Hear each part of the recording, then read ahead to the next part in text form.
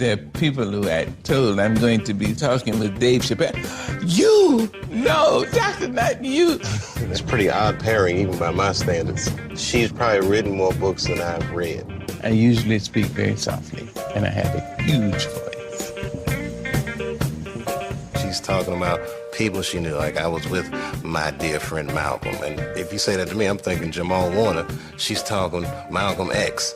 He's so intelligent that he doesn't want people to know how smart he really is. America does not invade countries that have weapons of mass destruction. That shit is dangerous. Now that's being smart.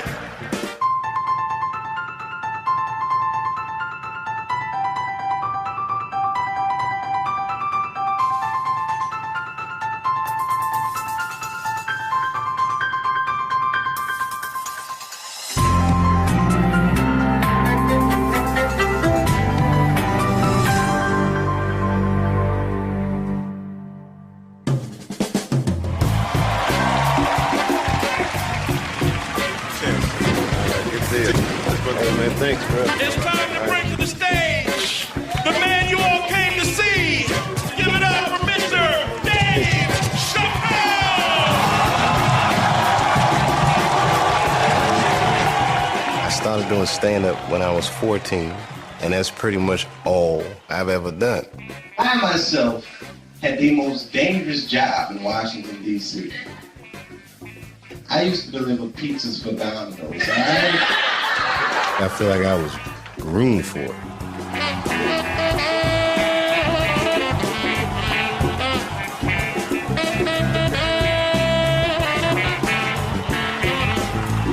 You're surrounded by people. You're the only one in the room with the microphone and the stage, and they're all looking at you, and you can just say whatever's on your mind. I got to the top of my field. It was quite the climb. And then I walked away from it. Dave Chappelle shocked everybody when he walked away from his very popular Comedy Central show and a $50 million contract last year. And people are still wondering what the heck happened to him. Now, since I walked away, it's like it's better than ever. As happy as y'all are to see me, I'm happier to see you. It's no fun when it's just me by myself. I learned that shit the hard way. Or as you guys call it, Season 3, the lost episodes. The episode wasn't lost, nigga. The host was. Iconoclast. It really means to break up the icon. An icon is that figure held high by the majority. And that's from the Greek icon. And klastis means breaking. The iconoclast is he or she who breaks up old ideas. I have a feeling that you're going to lift up the icon. It is my intention to lift you up. Well, thank you. Likewise. I wanted to ask you, how do you operate? What is your way of writing your characters? A lot of this stuff that I do is very intuitive, and almost all of it comes from stuff that I observe. I think more so than that I lived through. Don't you think it was like a little suspicious? Every dead black person the police find has crack sprinkled on them. Come on, man. Come on, man. Who gets shot and sprinkles crack on themselves? Nobody would do that. Bam!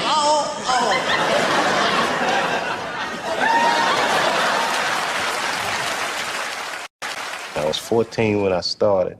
So, what are you going to say about yourself when you're 14? There's not much to say. Everything is happening outside of yourself.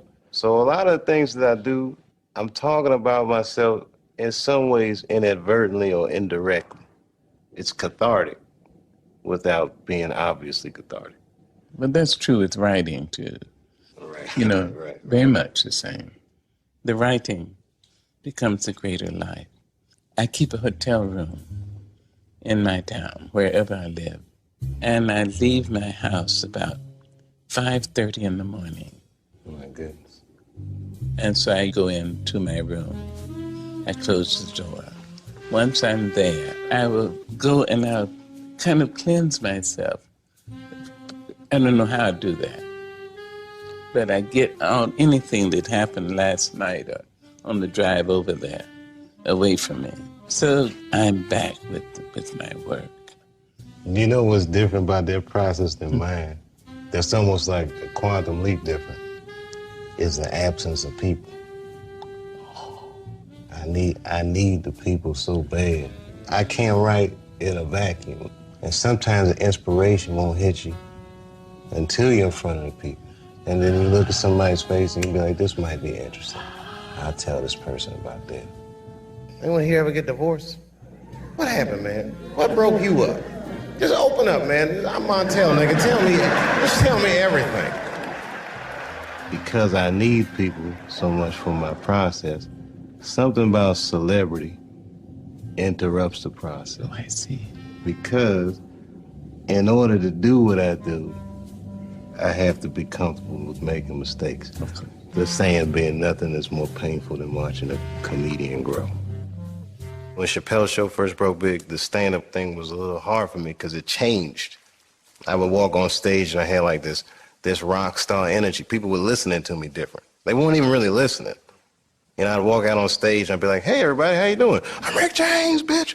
Oh, I'd be a lady in the front row crying like I'm the Beatles. I can't believe he's in front of me. Oh. Camera phones in my face, like, you know. And I was like, I don't like this as much. Listen to what's happening. People are shouting out shit at me that I've already said in TV and movies. I'm like a comedy jukebox. Then they just put a quarter in me.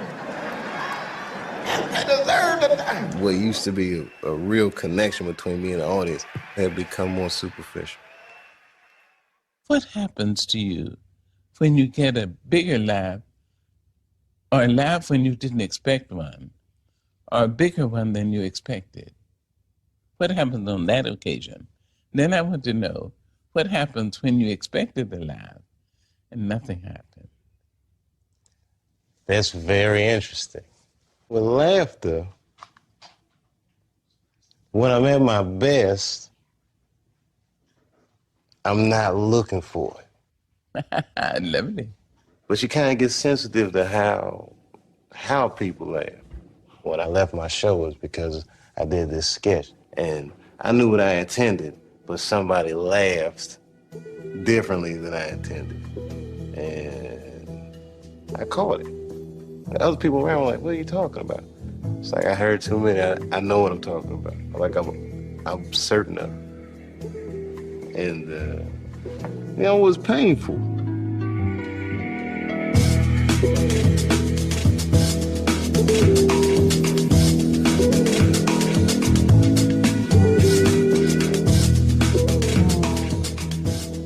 Whenever I hear like he fled to South Africa, I'm like, man, I walked out. I walked like John Wayne. But I wasn't walking away from money. I was walking away from the perfect storm of bullshit. They told you I was in an insane asylum. They told you maybe he smokes crack. They told you everything but the truth. Maybe corporate America fucks with human beings like their products and investments. Maybe a motherfucker brings you into a room and says, this $50 million, this pile of money, it's all for you. And when you try to grab it, he just throws his dick right on top of it.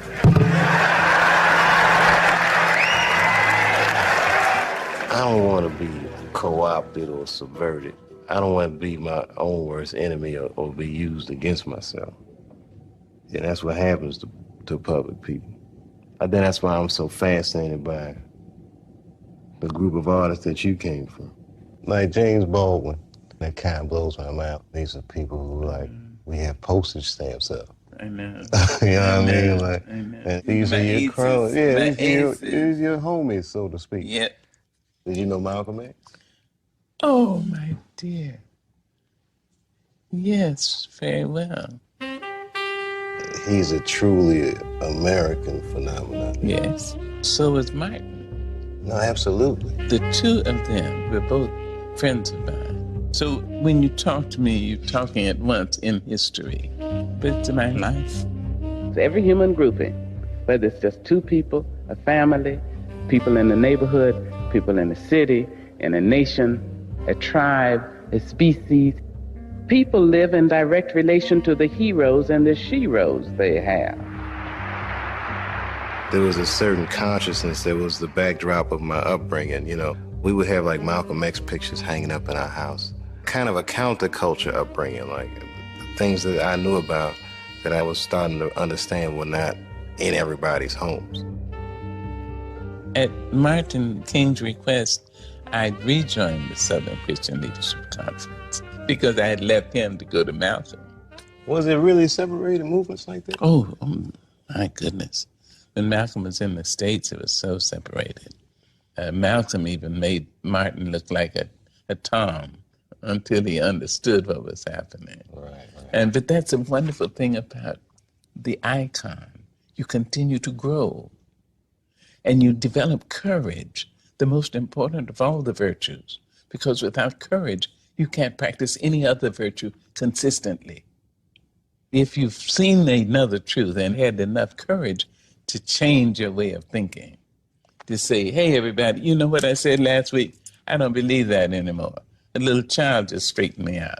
This was the mark of Martin and of Malcolm. So when Malcolm X came to Africa and came to us in West Africa, in Ghana, he said, I have met blue-eyed, blonde-haired white men at Mecca, and I can call them brother.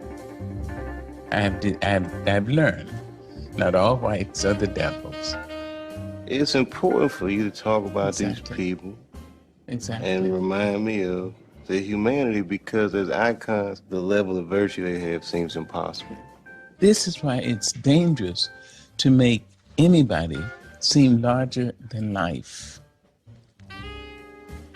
Because a young person coming up sees this larger than life figure, this outrageously gigantic personality, and has to say, I can never be that.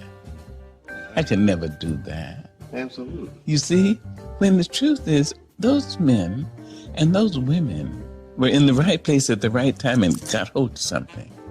And something caught hold of them.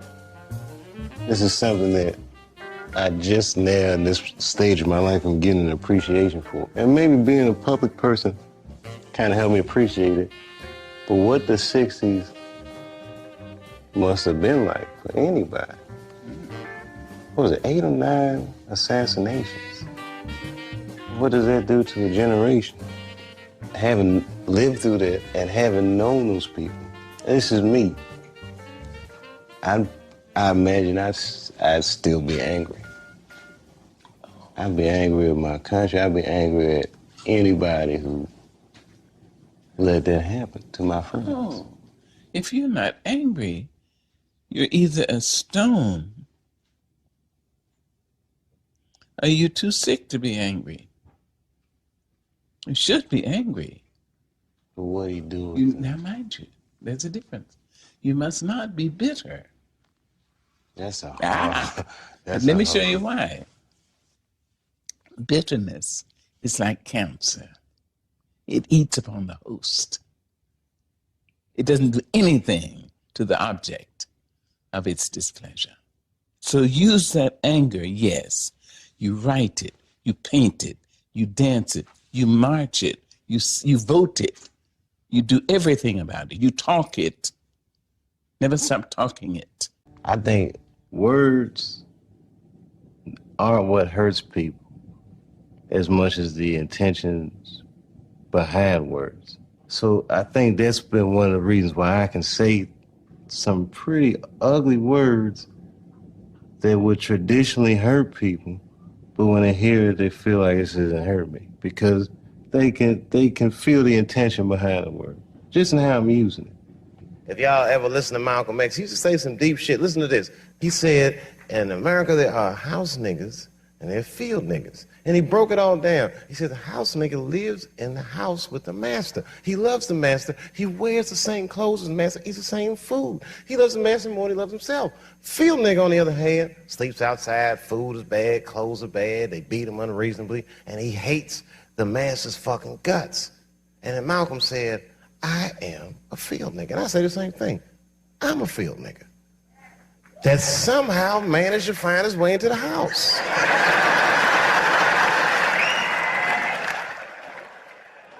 I believe that a word is a thing. It is non-visible and audible only for the time it's there. It hangs in the air.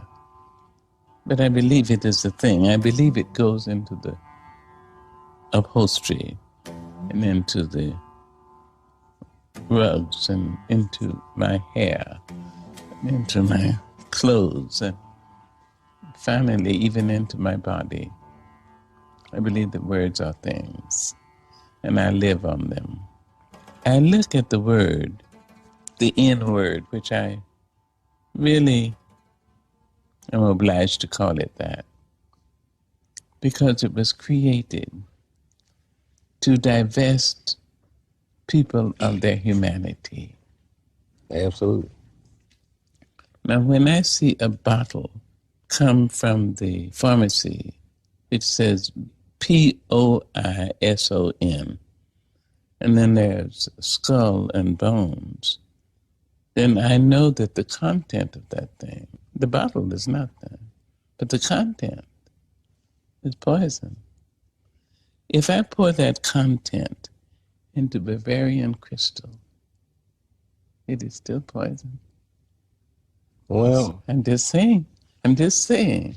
Mind you, it's just an idea that words are things. it's a particular rapper who's a good friend of mine. This guy, his name's Most Def.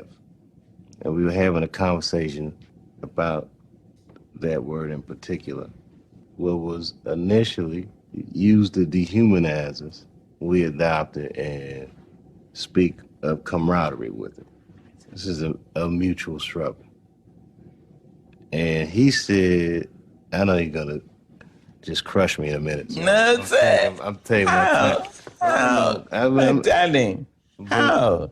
You're my grandson. No, I How understand. can I not listen to you and be elevated by you and taught something? Elevated is a Talk strong. I mean, I know this is the hot button stuff here. I don't care. Do But, you? I think I need to talk to you. And I need you to talk to me. I need to talk. Desperately. I need to listen. I'm scared of you right now.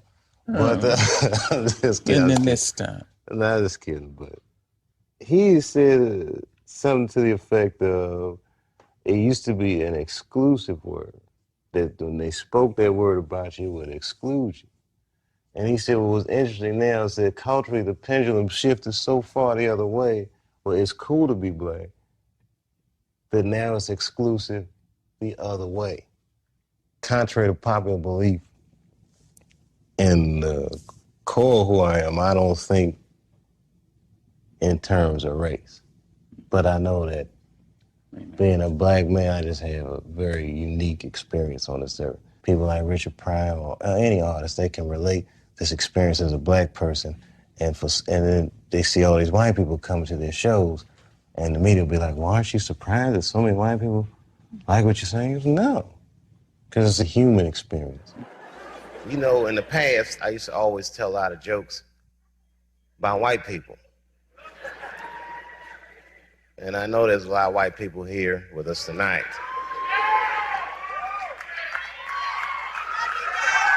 Good evening, whites.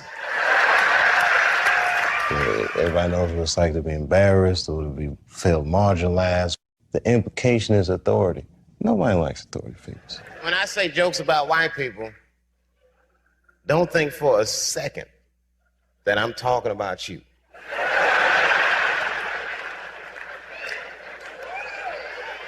Don't forget, I almost had $50 million once. When you make enough money in America, they'll pull back the curtain and introduce you to the real white people.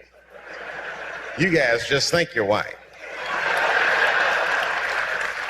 Dave Chappelle is very intelligent. He's well raised. That goes without saying. A person who is well raised knows to respect the elders. It doesn't mean that you have to agree with anything, even a little bit of what the elder says, but you respect the elder for surviving. May I tell you about the painting? Oh, yeah. I have what is considered to be a serious collection of African American art. Do these paintings all have stories behind? Like you met most of the artists who painted these? Yes. Over there is considered John Bigger's masterwork. It's called Kumasi Market from Ghana. Does it remind you of being there when Yes, you were and very much. It takes you back. Very much.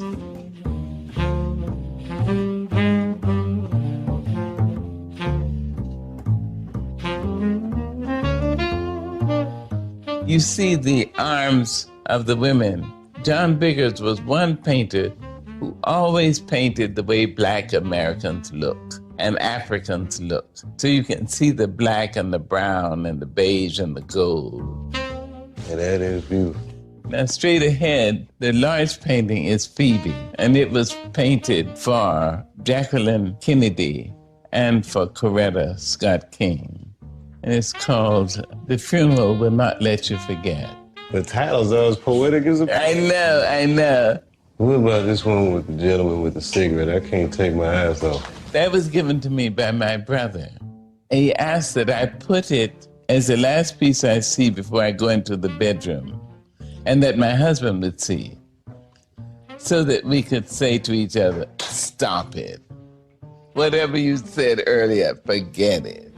That's hilarious. I like that picture. I like it too. Is these family members? Oh, that's my great-grandmother who had been a slave. And when slavery was abolished, she named herself Kentucky Shannon. She said because she loved the sound of it. When I was asked to do the show, I had seen her speak in Dayton.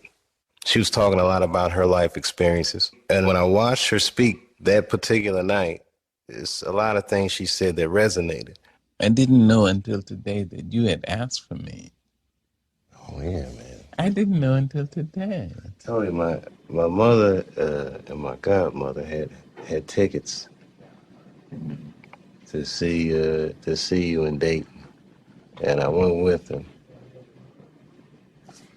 And you were so incredibly engaged and poignant. That was as if you were talking just to me. And at that particular time, it was right after I walked away from my show. Mm-hmm. And you were saying things that I needed to hear that I rarely said, so. It's important, if not, in fact, imperative, that each knows that there's a line beyond which you will not go. And lots of money is dangled before people's eyes. Many times they will tell you yes when they know no, because it's dangled before their eyes and because of you. And some will say, damn, Jack, you're giving this up? They mean that I'm not making this money because you've given it up. I know it. I know it too well. Very well. But the thing is, you have some place that nobody, kith nor kin, can take you beyond. Somewhere in the bend of your elbow. You see? Nobody.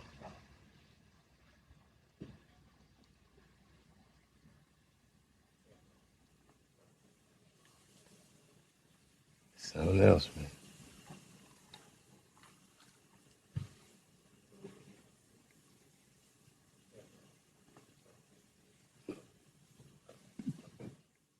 It's like the kids change. You can see the differences, and it makes you just appreciate time more and appreciate that life is a linear journey. So, you know, what's it going to be about? One of the things I've learned, or am even still in process of learning, is to don't pick it up and don't lay it down. When someone says, you're the best, you're the greatest, you're the most wonderful, you're the finest and the artist of the time and blah, blah, you say, ah.